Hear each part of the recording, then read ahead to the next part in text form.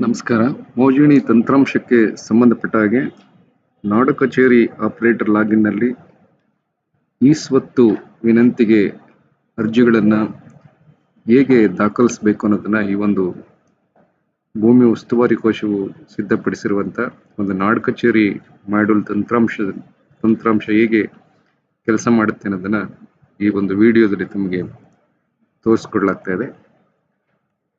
So ಈ ತಂತ್ರಾಂಶದ website ವಿಳಾಸ ಬಂದು crws.karnataka.gov.in/mojini/nop.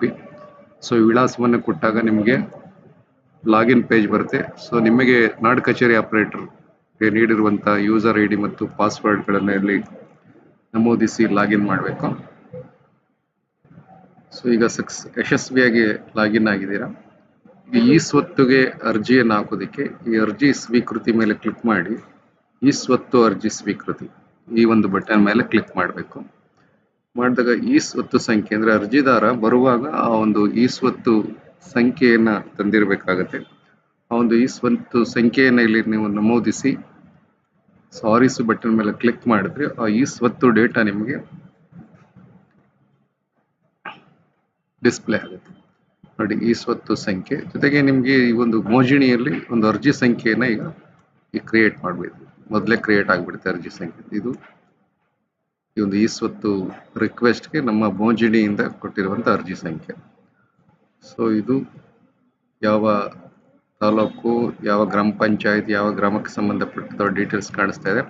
ಮತ್ತೆ ಅರ್ಜಿ ವಿವರಗಳು ಆಟೋಮೆಟಿಕ್ಲಿ ಫಿಲ್ ಆಗಿಬಿಡುತ್ತೆ. ಈ ಸ್ವತ್ತಿನಿಂದ ಡೇಟಾವನ್ನು ತಗೊಂಡು ಇಲ್ಲಿ ಎಲ್ಲ ತೋರಿಸ್ತಾ ಇದ್ದೀವಿ.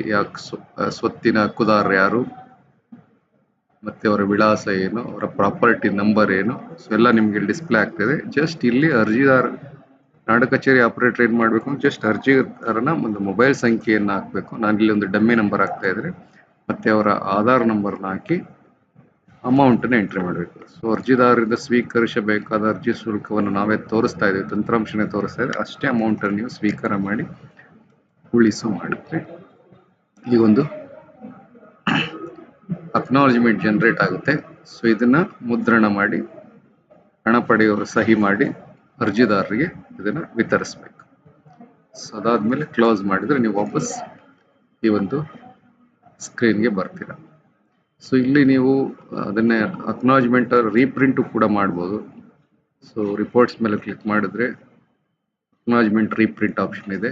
ಸೊ ಇಲ್ಲಿ ನೀವು ಅಕ್ನಾಲಜ್ಮೆಂಟ್ ರೀಪ್ರಿಂಟ್ ಹೋಗಿ ಅರ್ಜಿ ಸಂಖ್ಯೆಯನ್ನು ಹಾಕಿದ್ರೆ ಅದು ಮರುಮುದ್ರಣನೂ ಕೂಡ ಆಗುತ್ತೆ. Thank you very much.